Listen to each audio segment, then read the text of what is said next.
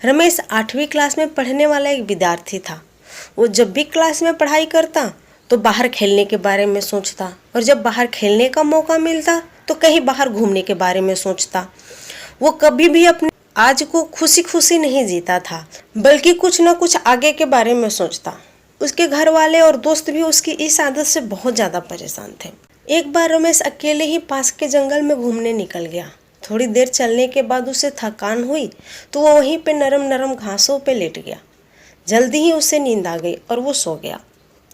सोने के कुछ देर बाद ही उसको कोई आवाज़ सुनाई दी, रमेश रमेश, जैसे कोई उसे पुकार रहा हो।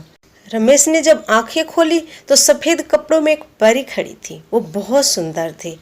उसने अपने हाथों में एक जादुई छड़ी ले रखी थी और दूसरे हाथ में एक मैजिकल बॉल थी जिसमें एक सुनहरा धागा लटक रहा था।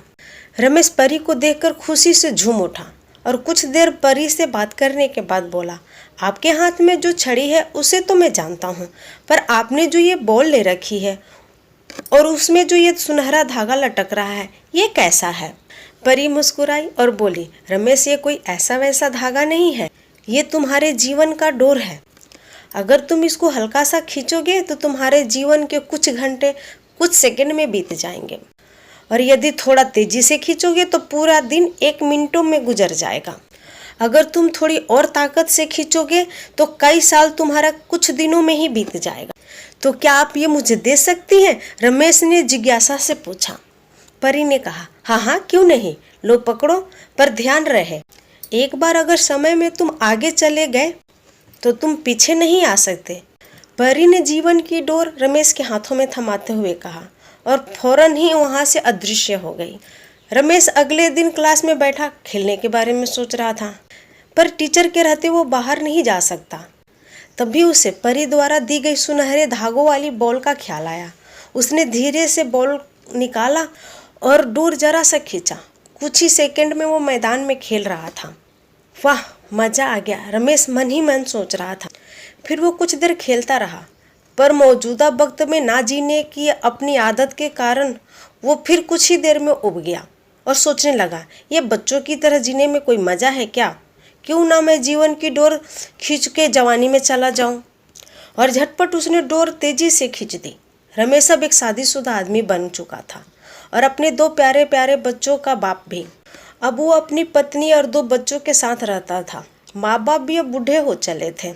अपने माता पिता को देख करके इस हालत में रमेश को थोड़ा दुख तो हुआ, पर अपने परिवार और बच्चों को देख करके उसे खुशी हुई।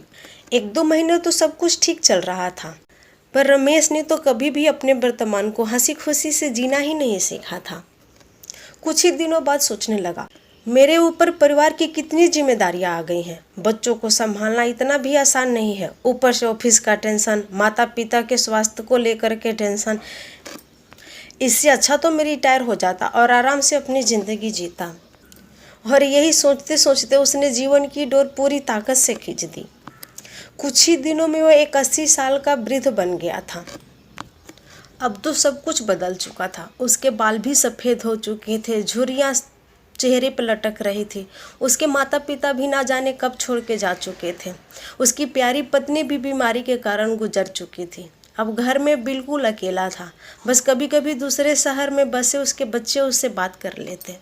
लाइफ में पहली बार रमेश को ये एहसास हो रहा था कि उसने कभी अपनी ज़िंदगी को तो अच्छी तरह जिया ही नहीं। उसने ना तो स्कूल के डेज देखे, ना मस्ती की, ना कॉलेज का कभी मुंह देखा, ना ही अपने पत्नी के साथ, बच्चों के साथ कहीं घूमा, ना माता पिता के साथ कोई पल अच्छी तरह से बिताया। यहाँ तक कि उसने तो अपने प्यारे प्यारे बच्चों के बचपन को भी अच्छी तरह से नहीं देखा है। आज रमेश बहुत दुखी था। अपना बीता हुआ कल देखकर वो समझ पा रहा था कि अपनी बेचैनी और व्याकुलता में उसने जीवन की कितनी सारी छोटी छोटी खुशियाँ यूं ही गंवा दी। आज वो दिन उसे याद आ रहा था जब परी ने उसे मैजिकल बॉल दी थी। एक बार फिर वो उठा और उसी जंगल में जाने लगा और बचपन की उस जगह पर गया जहाँ परी ने उसे वो बॉल दिया था। वो उस जगह पर मायूस बैठा हुआ था और उसकी आंखों से आंसू निकल रहे थे। तभी किसी की आवाज़ आई, रमेश रमेश। रमेश ने पलटकर देखा तो एक बार फिर वही परी सामने खड़ी थी। परी ने पूछा, क्या तुमने मेरा स्पेशल गिफ्ट एंजॉय किया? रमेश ने कहा, पहले तो मुझे बहुत अच्छा लग रहा था, पर अब मुझे उस गिफ्ट से नफरत हो गई है। रमेश ने गुस्से में कहा, मेरे ही आंखों के सामने मेरा पूरा जीवन बीत गया, पर मुझे उसका आनंद लेने का मौका तक नहीं मिला। अगर मैं अपनी ज़िंदगी नॉर्मल तरीके से जीता तो उसमें सुख दुख सब होते, पर मैजिकल बॉल के कारण मैंने उसे तो कभी अनुभव ही नहीं किया। मैं आज अंदर से बिल्कुल खाली महसूस कर रहा हूँ। मैंने ईश्वर का दिया हुआ अनमोल जीवन बर्बाद कर दिया है। रमेश निराश होते हुए बोला। परी ने कहा, ओहो, तुम तो मेरे तोहफे का शुक्रगुजार होने के बजाय उसकी बुराई कर रहे हो। खैर, मैं तुम्हें एक और गिफ्ट दे सकती हूँ, तो बताओ तुम्हें क्या चाहिए। रमेश को यकीन नहीं हुआ कि उसे एक और वरदान मिल सकता है। वो खुशी खुशी भावुक होते हुए बोला, मैं फिर से वही पहले वाला स्कूल का बच्चा बन जाना चाहता हूँ। मैं समझ चुका हूँ कि जीवन को हर पल जीना चाहिए। जो अभी है कोसो मत, उसे खुशी खुशी जियो। मैं यह समझ चुका हूँ कि जो ज़िंदगी का आज है उसे हंसी खुशी के साथ जीना चाहिए। कभी भी उसे कोसना नहीं चाहिए, वरना वो पूरी ज़िंदगी को खोखला कर देता है।